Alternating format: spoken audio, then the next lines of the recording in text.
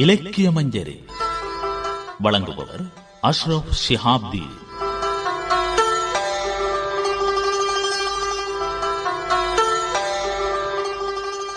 நேயர்களுக்கு அஸ்ஸலாமு அலைக்கும்.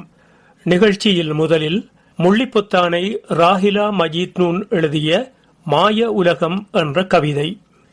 எத்தனை காலங்கள் இங்கிருந்து நான் பார்த்தேன், அத்தனையும் தோன்றுவதும் அழிவதுமே ஆம் உண்மை. எத்தனை காலங்கள் இங்கிருந்து நான் பார்த்தேன், அத்தனையும் தோன்றுவதும் அழிவதுமே ஆம் உண்மை. சொத்துகளும் செல்வங்களும் சோதரனே உனக்கிருந்தும், பத்திரங்கள் அத்தனையும் பாடையிலே கூடவரா. சொத்துகளும் செல்வங்களும் சோதரனே உனக்கிருந்தும், பத்திரங்கள் அத்தனையும் பாடையிலே கூடவரா. பட்டங்கள் பதவிகளால் நீ பார்முழுதும் சூழ்ந்திருந்தும், ஒட்டவில்லை உன்னோடு ஓடிவிடும் கூடவரா. பட்டங்கள் பதவிகளால் நீ பார்முழுதும் சூழ்ந்திருந்தும், ஒட்டவில்லை உன்னோடு ஓடிவிடும் கூடவரா. எண்ணிப்பார் இப்புவியில் ஏமாற்றம் தான் மிஞ்சும், உன்னிப்பார் உலகம் பொய் ஒரு நாளில் அழிவு வரும். எண்ணிப்பார் இப்புவியில் ஏமாற்றம் தான் மிஞ்சும், உன்னிப்பார் உலகம் பொய் ஒரு நாளில் அழிவு வரும். மரித்தவனாய் வாழ்வினிலும் மயங்கித்தான் திரிகின்றாய், உரித்ததனை உள்ளமதில் ஊன்றித்தான் நீ பாராய். மரித்தவனாய் வாழ்வினிலும் மயங்கித்தான் திரிகின்றாய், உரித்ததனை உள்ளமதில் ஊன்றித்தான் நீ பாராய். பழம் முதிர்ந்தால் மரத்தினிலே இருப்பதில்லை இயல்பு, கிளம் முதிர்ந்தால் யாக்கையது நிலைப்பதில்லை நியதி. பழம் முதிர்ந்தால் மரத்தினிலே இருப்பதில்லை இயல்பு, கிளம் முதிர்ந்தால் யாக்கையது நிலைப்பதில்லை நியதி. முள்ளிப்புத்தானை ராஹிலா மஜீத் நூன் எழுதிய மாய உலகம் என்ற கவிதையை கேட்டீர்கள். அடுத்து வருவது நூலகம். கவிஞர் மண்குதிரை மொழிபெயர்த்த மார்க் ஃபாக்காஃப் என்பவர் தொகுத்த குவாண்டனாமோ கவிதைகள் என்ற நூல் பற்றி ரஞ்சனி பாசு என்பவரின் முகநூல் பக்க குறிப்பு. குவாண்டனாமோ கவிதைகள் கைதிகளின் குரல் என்ற இப்புத்தகத்தில் உள்ள கவிதைகள் கியூபாவில் குவாண்டனாமோவில் உள்ள அமெரிக்காவின் தடுப்பு காவல் முகாம் கைதிகளால் எழுதப்பட்டவை. கவிதை எழுதிய அனைவரும் முஸ்லிம்கள். சிலர் விடுதலை செய்யப்பட்டனர், சிலர் இன்னும் சிறையில் வாடுகின்றனர். இவை கவிதைகள் என்று சொல்லப்படுவதை விட அந்த சிறையின் கொடூரங்களுக்குள் உயிர் வாழ சிறு நம்பிக்கை அளித்த சுவாச கருவி என்றுதான் சொல்ல வேண்டும். மிக கடுமையான தண்டனைகள், மனிதத்தன்மையற்ற துன்புறுத்தல்கள், அவமானங்கள் என உளவியல் ரீதியான நெருக்கடியில் இருந்த அக்கைதிகளில் பலர் தற்கொலை முயற்சி செய்தவர்கள். எழுதுவதற்கும் தடை இருந்தது. உணவு ட்ரேயில் இருந்து எடுத்த கோப்பைகளில் கூழாங்கல் கொண்டும் பற்பசை கொண்டும் எழுதப்பட்ட கவிதைகள் பின்னர் எழுது பொருட்கள் தரும் நடைமுறை வந்ததும் முறையாக எழுதி பரிமாறப்பட்டன. கவிஞர்கள் 17 பேரின் வழக்கறிஞரான மார்க் ஃபாக்காஃப் இக்கவிதைகளை தொகுத்திருக்கிறார். இதன் பின்னணியை முழுமையாக புரிந்து கொண்டால் மட்டுமே நம்மால் கவிதைக்குள் பயணிக்க முடியும். அமைதி என்கிறார்கள், மன அமைதியா உலக அமைதியா, என்ன மாதிரியான அமைதி என்று கேள்வி எழுப்பும் ஷகீர் அப்துல் ரஹீம் அமீர் 14 ஆண்டுகள் குவாண்டனாமோ சிறையில் எவ்வித குற்றச்சாட்டும் பதிவு செய்யப்படாமல் கடுமையான சித்திரவதைக்கு ஆளானவர். உறுதியானவர்கள் தங்கள் இலக்கை அடைவார்கள், தட்டிக்கொண்டே இருப்பவர்களுக்கு அனுமதி கிட்டும் என்ற நம்பிக்கை துணிக்கும் குரலுக்கு சொந்தக்காரர் அப்துல் அசீஸ், சவுதி அரேபியாவைச் சேர்ந்த பட்டதாரி. தெளிவும் அடக்குமுறையின் மீதான சீற்றமும் கொண்டு இந்த கூண்டிலிருந்து ஒரு இதமான வாழ்க்கைக்கு செல்வதற்கு உறுதியான நேர்மையிலிருந்து விலகிச் செல்லுமாறு அவர்கள் தூண்டுகிறார்கள் என தந்தையிடம் தனது நியாயத்தை எடுத்துரைக்கும் அப்துல்லா தானி ஃபாரிஸ் அல் அனாசி தாக்குதலில் ஒரு காலையும் சிறையில் மற்றொரு காலையும் இழந்தவர். இத்தொகுப்பில் இருக்கும் ஒவ்வொரு கவிதையும் இவ்வுலகத்தின் மீதான எல்லா நம்பிக்கைகளையும் இழந்துவிட்டவர்கள் திக்கு தெரியாத இருட்டுக்குள் சுவாசிக்க உதவும் கருவியாக மொழியை பயன்படுத்தி உருவாக்கியவை. அதனாலேயே அவை கனம் மிகுந்தவையாக இருக்கின்றன. வாசித்து முடித்த பின்னர் மனம் செயலற்று போய் உறைந்து விடுகிறது. சக மனிதர்கள் மீது இத்தனை வன்மத்தை செலுத்தும் அளவுக்கு மனித மனம் ஏன் இத்தனை குரூரமாக இருக்கிறது என்ற கேள்வி பூதாகரமாய் எழும்புகிறது. அதிகாரத்தின் பெயரால் எளியவர்களின் வாழ்க்கை பந்தாடப்படுகிறது. இந்த வலியின் குரலை நாம் உணர வழி செய்த கவிஞர் மண்குதிரை அவர்களின் பணி பாராட்டுக்குரியது. மொழிபெயர்ப்பு பணி சவாலானது. அதிலும் கவிதை மொழிபெயர்ப்பு பல மடங்கு உழைப்பை கோருவது. வாசகரின் மனதில் சிறைவாசிகளின் வலியை கடத்திய வகையில் கவிஞர் மண்குதிரை இப்பணியை முழுமையாக செய்திருக்கிறார். கவிஞர் மண்குதிரை மொழிபெயர்த்த மார்க் ஃபாக்காஃப் என்பவர் தொகுத்த குவாண்டனாமோ கவிதைகள் என்ற நூல் பற்றி ரஞ்சனி பாசு என்பவரின் முகநூல் பக்க குறிப்பை கேட்டீர்கள். தொடர்வது கட்டுரை பக்கம். காப்பியக்கோ ஜின்னா ஷரஃபுதீனின் வாத்தியார் மாப்பிள்ளை காவியம் பற்றி தக்கலை பஷீர் எழுதிய கட்டுரையின் இறுதி பகுதி. அன்றைய காலகட்டத்தில் சூனியத்தில் நம்பிக்கை இருந்து வந்தது. இது நாட்டுப்புற இயலில் ஒரு நம்பிக்கை அலகு எனலாம். கவிஞர் ஜின்னாவும் இந்த நம்பிக்கையையும் விரிவாக பத்திரப்படுத்தியுள்ளார். திருமண ஏற்பாட்டு தடல்புடல்கள் என்ற தலைப்பில் ஒவ்வொரு நிகழ்ச்சியையும் விடாமல் தொகுத்து வகுத்து பாடியுள்ளமை அறிந்து இன்புறத்தக்கது. மணப்பெண்ணுக்கு நகை நட்டுச் செய்தல் தலைப்பில் நம்பிக்கை நாணயத்தில் பண்புள்ள ஆசாரிமாருள் சண்முகத்தாரிடம் கொடுக்கப்பட்டது என்கிறார்.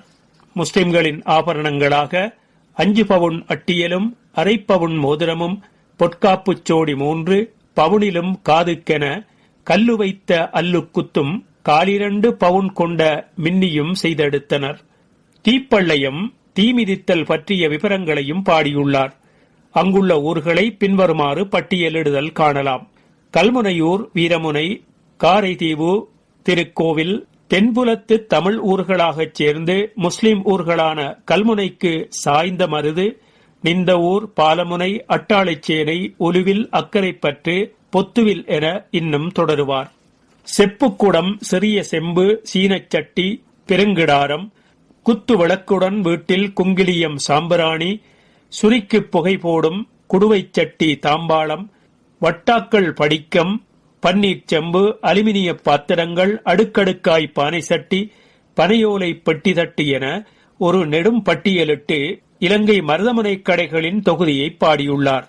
பாம்பு பலூன், தாரா பலூன், பிபி என்று ஊதுகின்ற மூங்கிலினால் ஆன குழாய், மூட்டியுள்ள பலூன்கள் என வகைப்படுத்தியுள்ளார். குழந்தைகளின் ஆவலை தூண்டி மகிழ்ச்சியூட்டி வாங்குமாறு ஊதியுள்ளார்.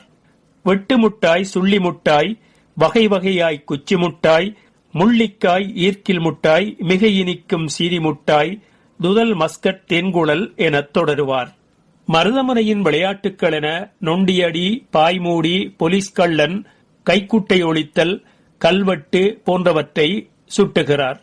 குமரி மாவட்ட பழம்பெரும் விளையாட்டுக்களை நூலாக்கியுள்ளார் என்பது இங்கு குறிப்பிடத்தக்கது. இன்றைய விளையாட்டுக்கள் எல்லாம் அறிவியல் அற்புதங்களே. குறவையிடுதல், ஊர்கூடி காது குத்துதல் பற்றியும் சீதனக் கொடுமையையும் பாடியுள்ளார். சர்வாணி அணிதல், ஆரத்தி எடுத்தல், மருதோன்றி அணிதல் என பழக்க வழக்கங்களையும் காட்டியுள்ளார். மான்மார்க் குடையின் பெருமையையும் காணலாம். ரபான் தாளத்துக்கேற்றபடி கொட்டுவதை தமிழில் தட்டும் பாவலர் விதமே தனி. புட்டும் புதுப்புட்டு தட்டும் புதுத்தட்டு புட்டக் கொட்டிக்கிட்டு தட்டைத்தா என்றனரே என ரபான் தட்டுதலின் வேகமும் தாளமும் காதுகளில் கேட்கின்றன. ஞாயிறு மறைதலை வெய்யோன்றன் கதிரொடுக்கி வீழ்ந்தொழிந்தான் மேற்கினிலே பையலே இருள்மேவி புவிகருமை படாம் போர்த்துதும் என எளிமையில் உயிர்மை படைத்தார். பேச்சு வழக்குகளான குடுத்தா மாப்பிள என்ற பக்கம், தந்த தங்கக்குடம் என்ற புள்ள, கோப்பி நேரம் பார்த்து, தங்கச்சி சரிபுள்ள, பண்ணத்தான் புரியப்பட்ட, பாத்துக்குவம், அல்லா இருக்கான் காக்கா, ஹைரா வரும், சும்மாரியா போன்ற பல சொல்லாட்சி நாட்டுப்புற இலக்கிய மரபை பேணுகிறது. எலவுகாத்த கிளி போல எட்டாக்கனி கொப்புத்தேன் தனைப்பறிக்க காலில்லாதான் ஆசை கொண்டது போல, ஆலா தன் சிறகுகளை அகல விரித்தாட்டுவது போல, தலையில் மலை இறங்கியது போல, விழிகளுக்குள் எண்ணெய் விட்டு வைத்திருப்பார் போல, பதுங்கு புலி போல, ஊமை போல, சிங்கத்தின் பிடியுண்ட சிறுமுயல் போல என பல உவமைகள் சரளமாக விரவி கவிநயமூட்டி இன்பமூட்டுகின்றன. கிறிஸ்துவர், இஸ்லாமியர், இந்து மும்மத மக்களும் வெவ்வேறே எனினும் நாம் ஒரு தாய் மக்கள் என பாடி ஒருமைப்பாட்டினை கூறியுள்ளார். காப்பியக்கோ ஜின்னா ஷரீஃபுதீனின் வாத்தியார் மாப்பிள்ளை காவியம் பற்றி தக்கலை பஷீர் எழுதிய கட்டுரையின் இறுதிப் பகுதி கேட்டீர்கள். இலக்கிய மஞ்சரியில் அடுத்து விருந்தினர் பக்கம். சங்க இலக்கியம் தெரிந்ததும் தெரியாததும் என்ற தலைப்பில் சிந்துவெளி ஆய்வாளர் ஆர். பாலகிருஷ்ணன் ஆற்றிய உரையின் முதற் பகுதி.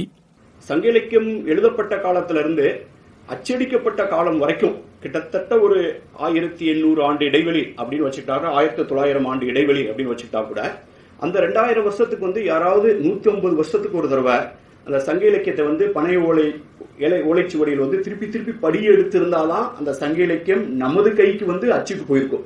எத்தனையோ தலைமுறைகள் யாரும் எதற்கென்று தெரியாமல் எந்தவித உள்நோக்கம் இல்லாமல் இந்த இலக்கியத்தை பாராட்டி இதை நம் கையில கொண்டு வந்து சேர்த்திருக்காங்க.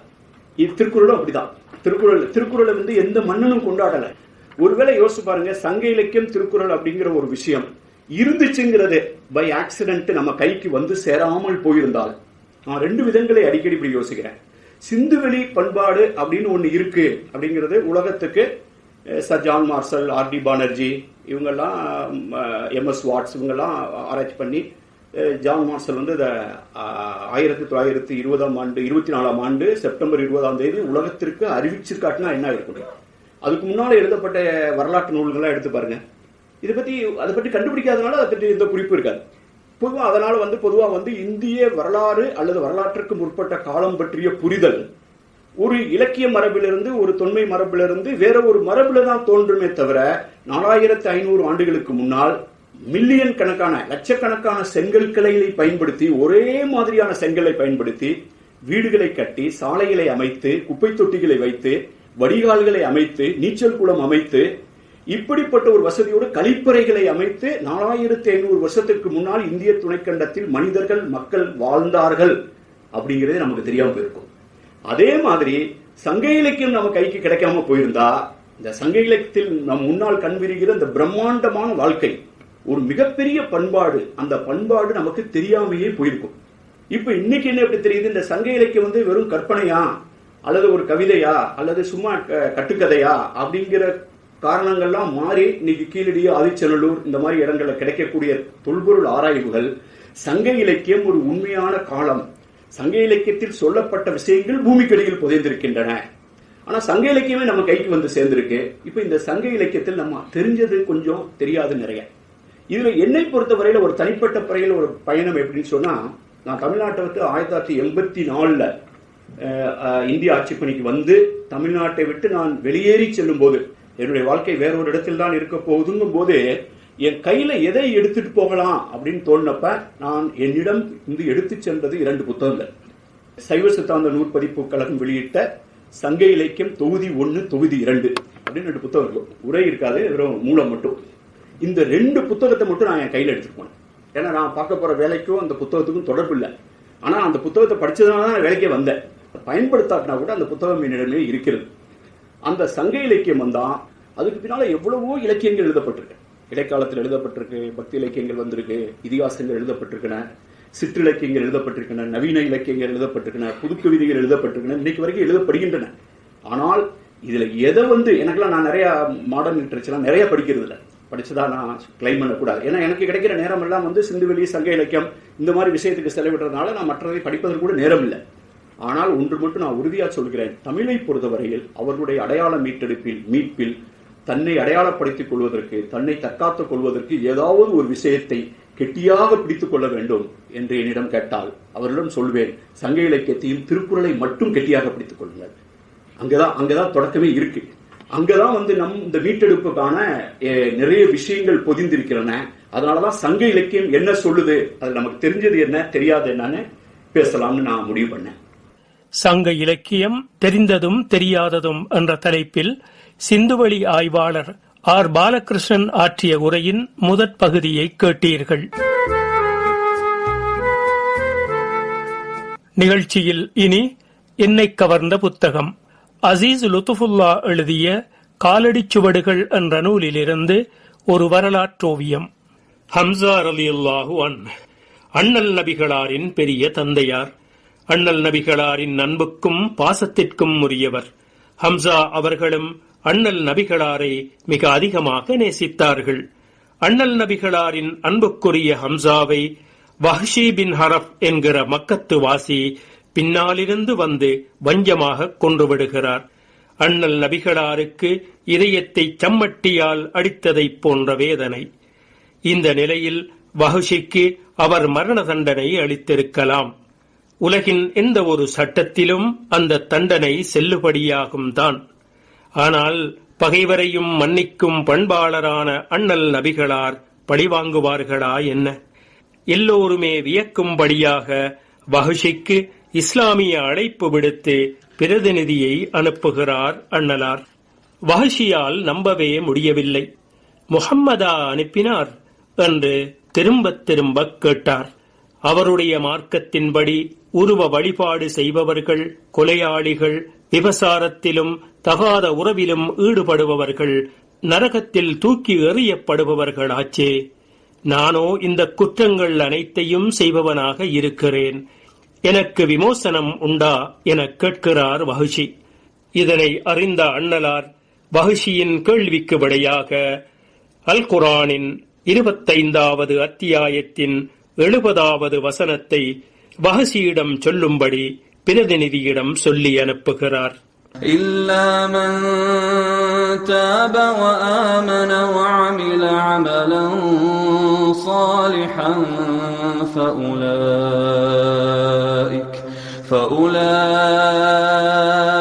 يبدل الله سيئاتهم حسنات وكان الله غفورا رحيما.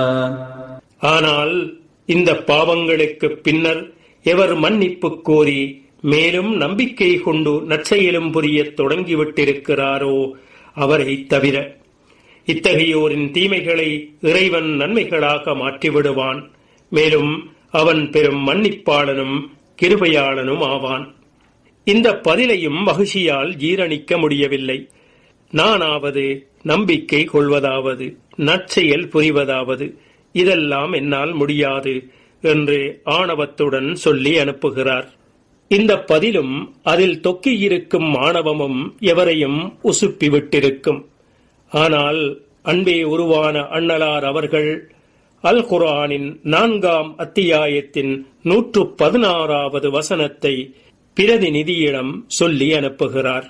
إن الله لا يغفر أن يشرك به ويغفر ما دون ذلك لمن يشاء ومن يشرك بالله فقد ضل ضلالا بعيدا. திண்ணமாக தனக்கு இணை வைக்கப்பட்டதை இறைவன் மன்னிக்கவே மாட்டான். இது தவிர அனைத்தையும் தன் நாடுகிறவர்களுக்கு அவன் மன்னித்து விடுவான். இந்த பதிலும் வஹ்ஷிக்கு திருப்தி அளிக்கவில்லை. அதென்ன நாடுகிறவர்களுக்கு மன்னிப்பு? தெளிவான உத்தரவாதம் இல்லையே, நான் எப்படி நம்புவது என புலம்பினார். இதனை கேட்ட அண்ணலார் அல் குர்ஆனின் 39ஆம் அத்தியாயத்தின் 54ஆம் 55ஆம் வசனங்களை அவரிடம் சொல்லும்படி பிரதிநிதியிடம் சொல்லி அனுப்புகிறார். قل يا عبادي الذين أسرفوا على أنفسهم لا تقنطوا من رحمة الله إن الله يغفر الذنوب جميعا إنه هو الغفور الرحيم وأنيبوا إلى ربكم وأسلموا له من قبل أن يأتيكم العذاب ثم لا تنصرون. நபியே, கூறுவீர்களாக, தங்கள் ஆன்மாக்களுக்கு கொடுமை இழைத்துக் கொண்ட என் அடிமைகளே, இறைவனின் கருணை பற்றி நம்பிக்கை இழந்து விடாதீர்கள். திண்ணமாக இறைவன் எல்லா பாவங்களையும் மன்னித்து விடுகிறான். அவன் பெரிதும் மன்னிப்பவனும் கருணையாளனும் ஆவான். திரும்பிவிடுங்கள் உங்கள் இறைவனின் பக்கம். மேலும் அடிபணிந்து விடுங்கள் அவனுக்கு, உங்கள் மீது வேதனை வருவதற்கு முன்பாகவே. பிறகு எங்கிருந்தும் உங்களுக்கு உதவி கிடைக்காது. வஹ்ஷியின் மனம் தெளிந்தது. அவருடைய முகத்தில் பிரகாசம். இறைவனின் கருணையும் இதயத்துக்கினியவரை கொன்ற பிறகும் இறை தூதர் தன் மீது இத்துணை அக்கறை செலுத்துகிறாரே என்கிற எண்ணமும் அவருடைய நெஞ்சை நெகிழச் செய்தது. கண்களில் கண்ணீர் குளம் கட்டியது. வஹ்ஷி இஸ்லாத்தை ஏற்றுக்கொள்கிறார். அசீஸ் லுத்ஃபுல்லா எழுதிய காலடிச் சுவடுகள் என்ற நூலிலிருந்து ஒரு வரலாற்றோவியம் கேட்டீர்கள். இன்ஷா அல்லாஹ் மற்றொரு நிகழ்ச்சியில் சந்திப்போம். அஸ்ஸலாமு அலைக்கும்.